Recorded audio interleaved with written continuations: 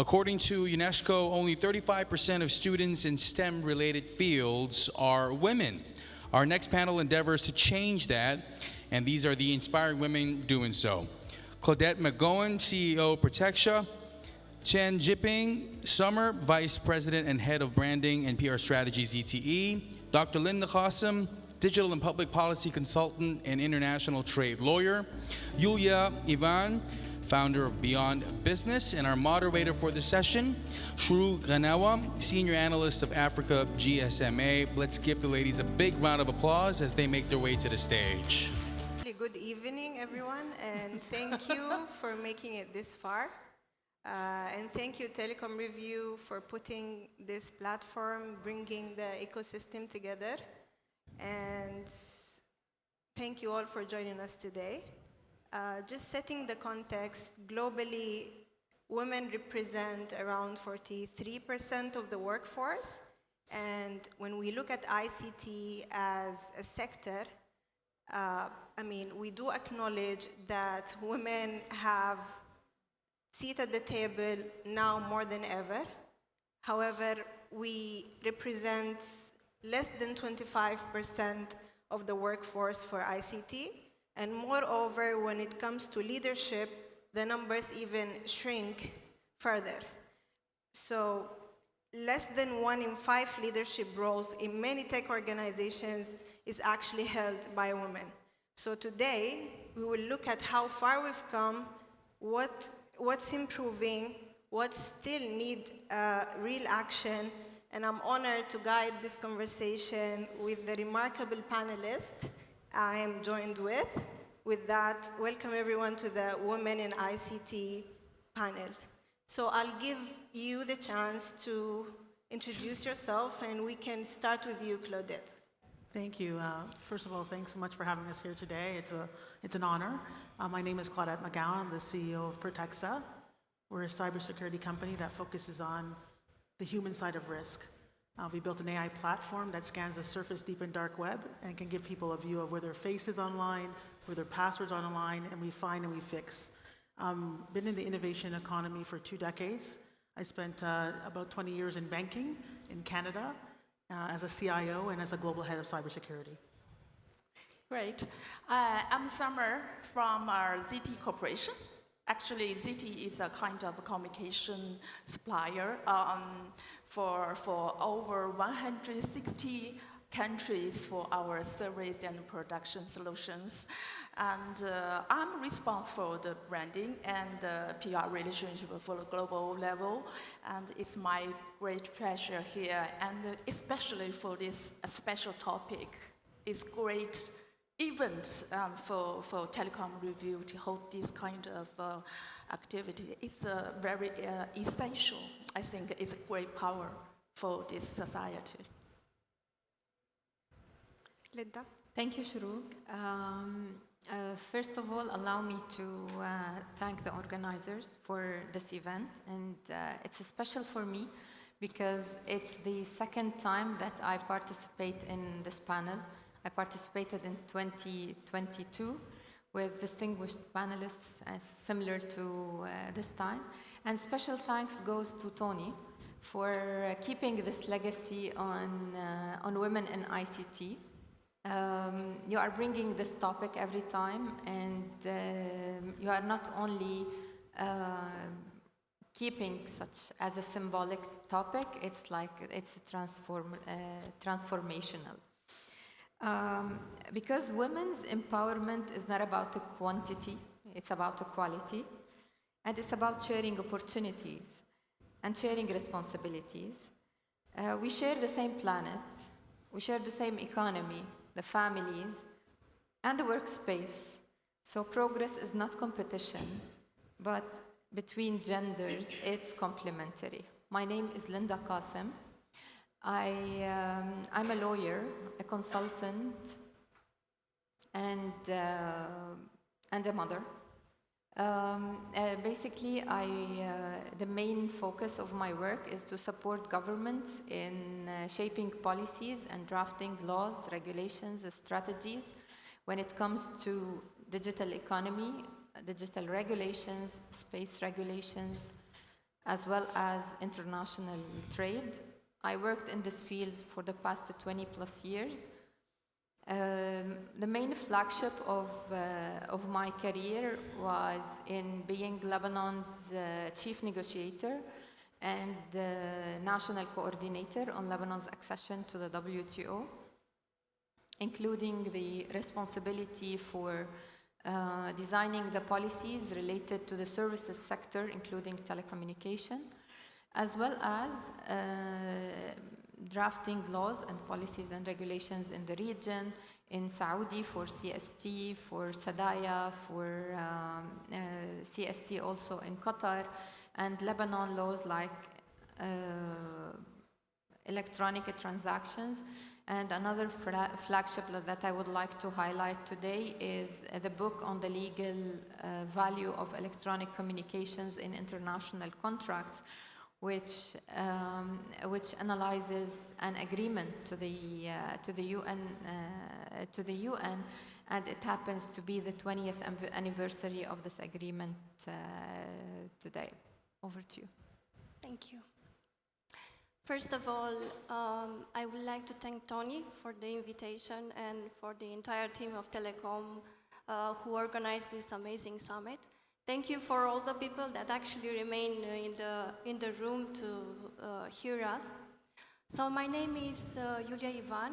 I'm the founder of Beyond Business. It's a boutique consulting business transformation, one of the lines of the business, and another line, it is supporting companies and leaders with leadership programs, especially challenging patriarchal biases, and of course, transforming companies with gender equality and inclusion. On the other hand, I'm also a sustainability consultant, and we are working in Romania to implement European Union ESGs. And one of the ESGs is it is equality for women. I'm also a writer. My book is on Amazon. It's called How to Thrive as a Woman Leader in a Still Patriarchal Society. I'm also a member in a community, in an awarding European community of 1,000 women, which was created by European Union to support women to change the environment for women. Thank you all.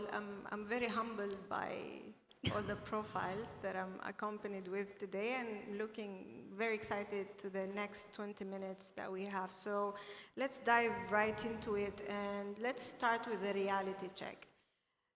Beside the numbers, the press release, and what we see on the news, I want to have this question for all of you. And in your opinion, what is gender equality means to you, and have we reached gender equality? And we can start with you, Lolia. As humanity, it took us about 50 years, a simple thing, to give up the person who is actually touching the button in the elevator. So after 170 years of feminism, we can, coming back to your numbers, we can totally see that we haven't reached equality. In a more positive note, we see that women in ICT are more visible. We hold position, lesser in position of ownership and P&L roles and product ownership. But for me, equality, it means equality of opportunity. Because I worked in small companies, I work in group of companies, I also work in corporation, and many times equality for women means just a marketing quota. And behind closed doors, women are more in administrative roles rather than in positions of power. in position of financial control, in position in long-term asset management. Thank you. Let's come to you, Linda, and hear from you, your opinion. Yeah, sure. I will not repeat what my colleague mentioned. However, the way how I look at equality or gender, I look at it from empowerment perspective, and the way how I see it progressing in the future, it's mainly it's progressing through two tracks. The first one is the international track, where the UN agencies and even the organizations and even the businesses, they are implementing the UN rules and trying to catch up with the requirements. And this we can see it as well through through advancement. Let's say, for instance, one of the examples is the program that has been issued on girls in ICT from the ITU, and also it's reflected at the second level at the national level, where now we can see that there are some laws and regulations that mention the gender equality. However, one point that I want to highlight regarding this issue of gender equality that is codified by the virtue of laws and regulations. I believe what's important, more than having these in laws and regulations, is empowering women to be able to satisfy these quotas that we put in such regulations. Over to you. Thank you. And for our perspective, we see some real changes or progress in ICT domain. The gender equality have a great progress, but we see some women got a senior position in ICT now, but we are still away from the real gender equality. That's why we have a lot of work to do.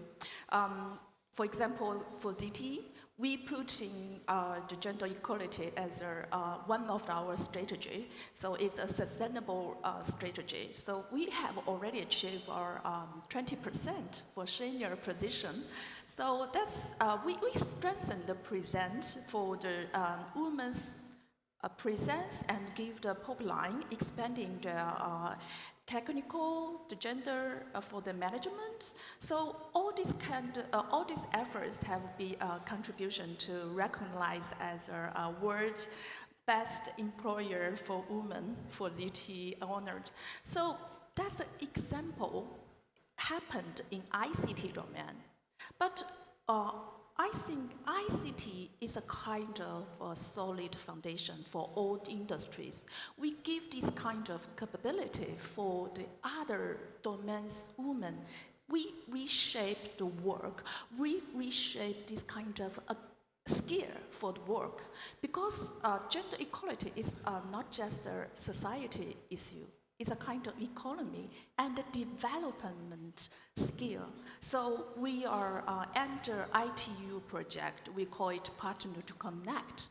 It's a kind of project to making the connection for some developing areas. The women in these areas, they have chance to connect. They got information for the education, for healthcare, for their business.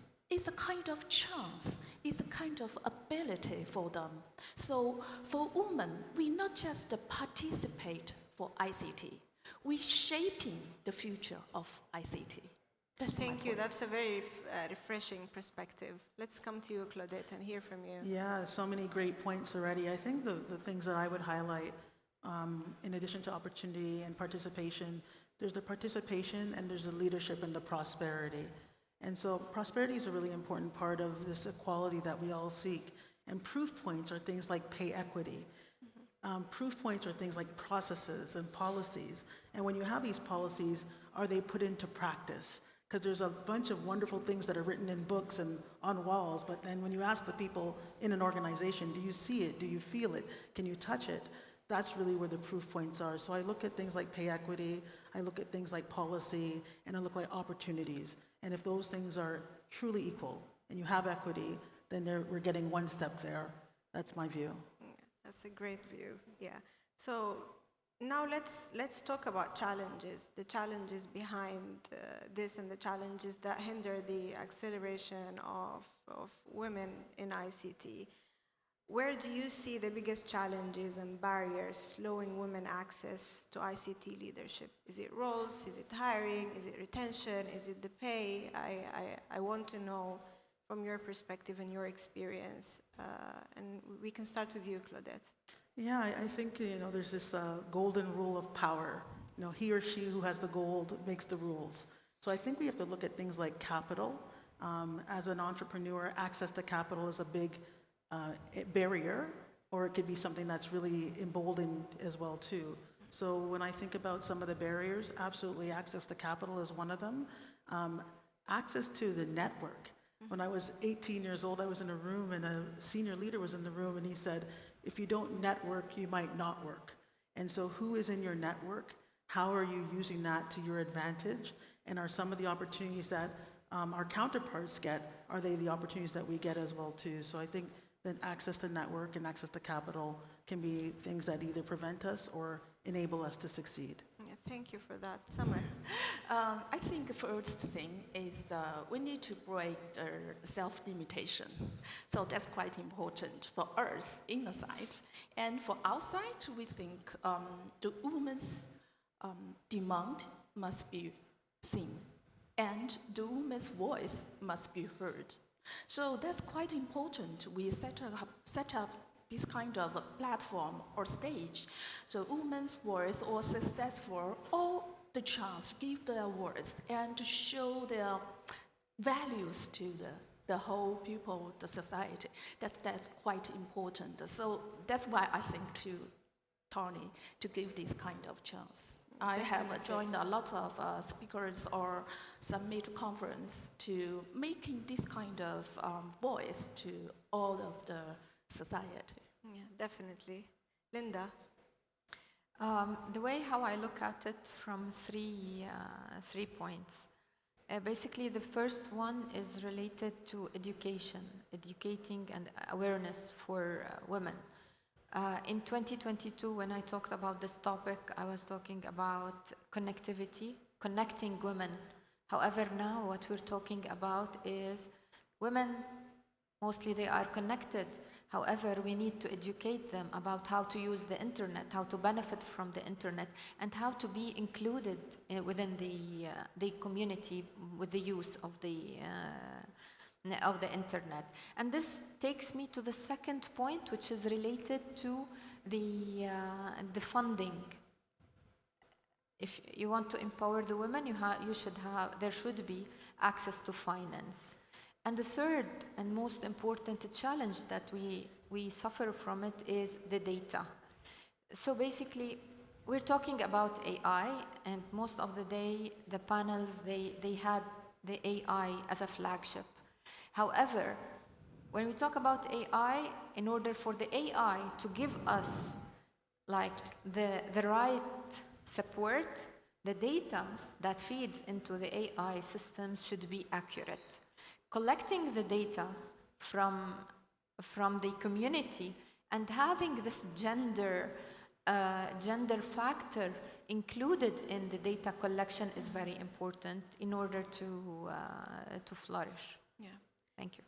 I just want you to, I want to expand a bit and take the chance that you have worked on policies and regulations. So in the context of challenges, what are the challenges that you see preventing women from owning and ICT innovation, for example?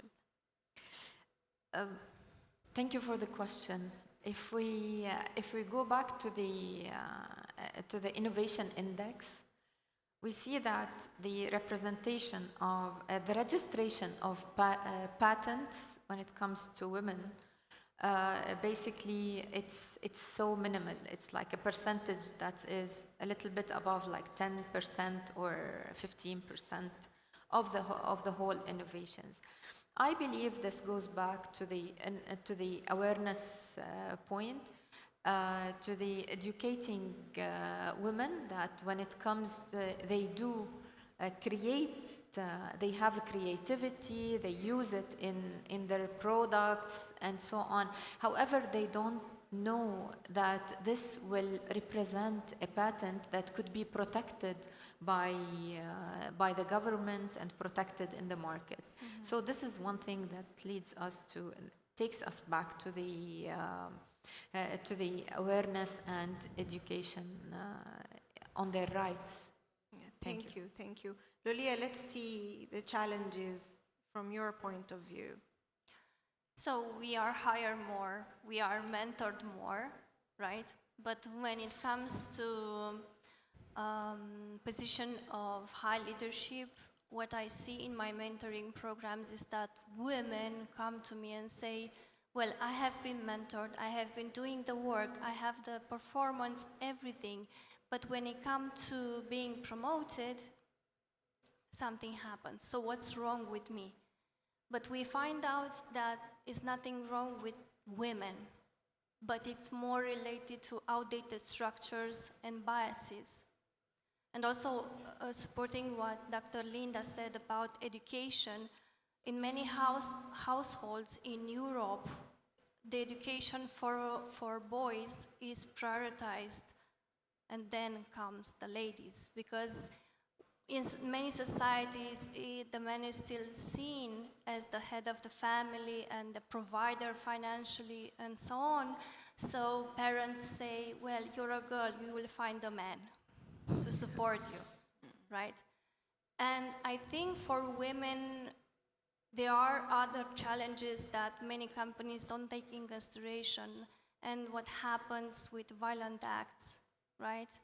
89% of violent acts are done by men, and in more than 90% is someone they know, which has an impact on mental health, on emotional health, on trusting on men, right? But on these facts, companies see like, well, they should figure it out, isn't it? But it's the world itself, it's seeing this paradigm not from the let's educate men to offer women opportunities, you know, to reach higher position, because in there is having a high level position, it's a lot of stress, isn't it? But you cannot put stress over stress. Yeah. Thank you. This is enlightening. So access to finance, awareness, education, relevancy, and social norms as well could be the challenges. But let's talk about the women who made it, and let's shed a light on influence. And I want your perspective on how is women influence in ICT leadership is shifting. And you can also share with us a story of a decision that you took and changed because you were in the room.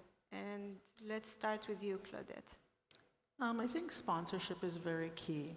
And so sometimes I heard the word mentor, and mentor is kind of who's going to help you to grow. But the sponsor is going to be the person who's going to be the one that helps you to glow. They're going to be the one that's speaking on your behalf when you're not in the room. If you think about any job you ever had and you got promoted, you weren't the one who made the decision. Someone made the decision for you. So I think having a sponsor is very key. And when I look at the sea of people, the leaders in this room, I just ask them to think about, are you sponsoring a woman on your team?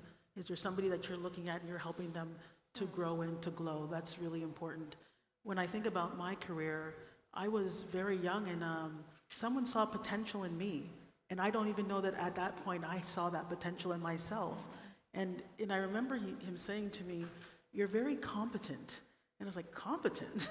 That doesn't sound like a compliment." And he said, as he looked around the office, not a lot of people were competent, not a lot of people were dedicated, and it was those two traits that made him invest in me, helped me to get specialized training, and then to grow my career. So I went from senior manager to director to vice president to chief information officer. And this is because somebody believed in me. So I think that sponsorship is very key, and we have to respond to that. But from my perspective, when I think about all the people that helped me, none of them looked like me. They were very different. And I think we also have to remember to cast a very wide net when we're looking for sponsors. We might fall into the trap of trying to find someone exactly like you and thinking that's the way you learn, but I think you learn because you have a very diverse menu of who you can learn from. Yeah, that's very true, and I think it supports your point when you talked about how important network is. Yeah. Yeah, thank you so much. Let's hear from you, Samad. And I think the influence of gender equality in ICT, it will be a 3-panel. The first is breadth, and then is depth, and third is warmth. For breadth, women are joined different career positions in ICT, not just for the management or technical or all kinds of chance we are enjoyed and involved in ICT domain. And depth, as Lydia said, we have a talent woman in IP domain for IP, for the patent, for AI algorithm, for data governance, analysis, all kinds of deep contribution for the technicals. The warmth is quite important. In AI period or AI era, emotionally, it's quite a talent domain for women to the innovation production design. So the breadth, depth, and warmth is a quite 3-man pillar for the influence for gender equality in ICT. Again, a very fresh perspective. Thank you for that. Yeah. Linda, let's hear from you. Well, on leaders, right? Yeah. I The see that we influence. are kind of in a good shape. We can see now women leading compared to before. The women leaders are progressing. I can name some of the women leaders in the UN agencies, like the UNCTAD, like UNICITRAL, and even the ITU. The former director of the ITU was a woman, and she's the one who pushed, I believe, for this Women Day for girls. Also, we have Dima Yahya, the Secretary General of the DCO, where she's leading the digital economy agenda for 16 members, and the organization is expanding when it comes to digital economy and digital cooperation. So I believe that we are moving. What supports this is the international regime that is pushing for this agenda, and governments are pushing for it at the same time. Thank you. Lulia, let's hear from you. So in Europe, what we see indeed is the leadership for women is advancing. In Romania, the numbers are even higher. And I think it has an impact because companies like Google and Microsoft have female leaders who are leading the Romanian businesses.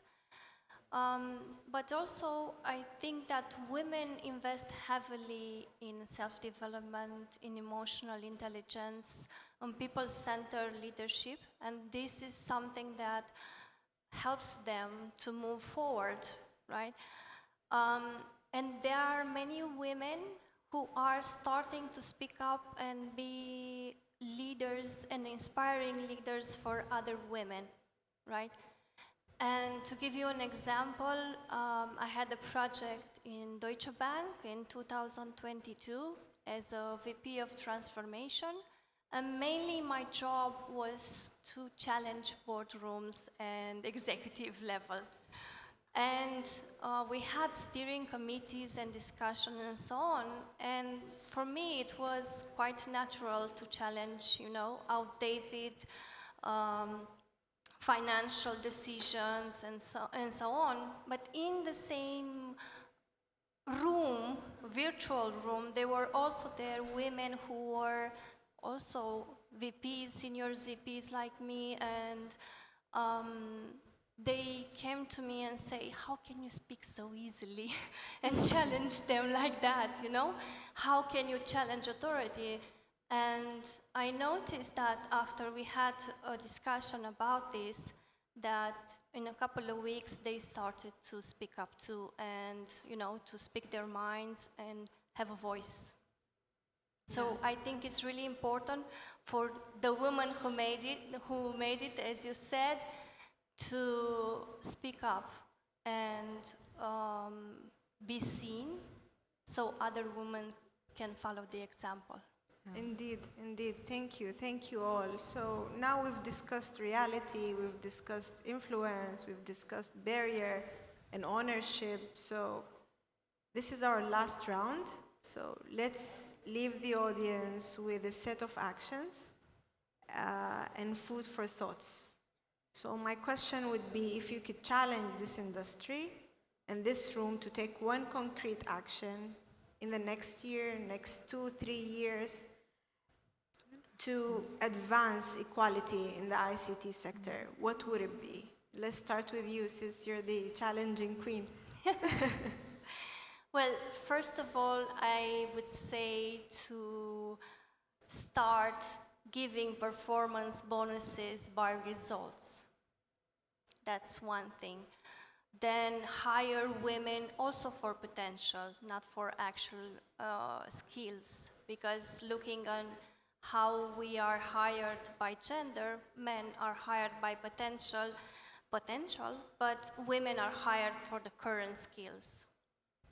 And also look at patriarchal biases. Unfortunately, it did us a damage because it disconnects us as gender, right?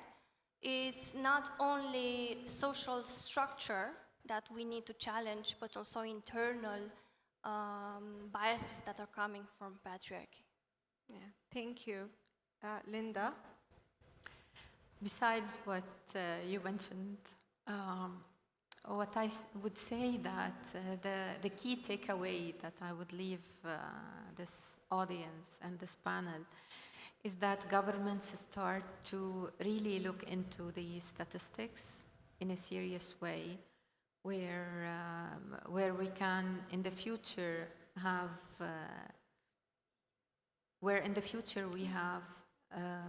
we have responsible statistics that lead to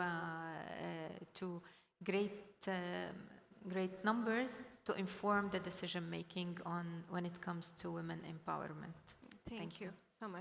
Yeah, next year we'll insist to join making this pledge to set up a $400 million infrastructure for the communication. So it will give the chance to overcome the digital divider. So it's also give the chance to AI for no one should be left behind. So that's our task, or that's our vision. We'll still continue to put efforts in it. And also we'll every year we give 40,000 hours lessons to the education, to the people. They give the chance to connect this world. Thank you. Yeah, 3 quick things. The number one thing is pay equity. I'd ask everyone to take a look at their salaries and the inventory and say, is this right? Is it fair? The second thing I would say is to sponsor someone, to look around you and say, for the 5 people that you're sponsoring, is there a woman in there? And if not, why? Why not? And then the third thing, to Tony, celebrate. Because when you do things like put women on a panel to talk about their experience, That's where you see the magic. I had a bunch of young girls, and I brought them around to senior women, and the girls are screaming, "See it, be it." They didn't know what they could be until they saw it. So I think, thank you, Tony, and everyone at Telecom Review for what you're doing, because once you see it, you know you can be it. Thank you. Thank you so much. I have enjoyed this discussion. This is my first time to talk about the topic. Thank you for making it easy for me. And thank you all for listening. And I give you 1 minute back. We are on time. Thank you all.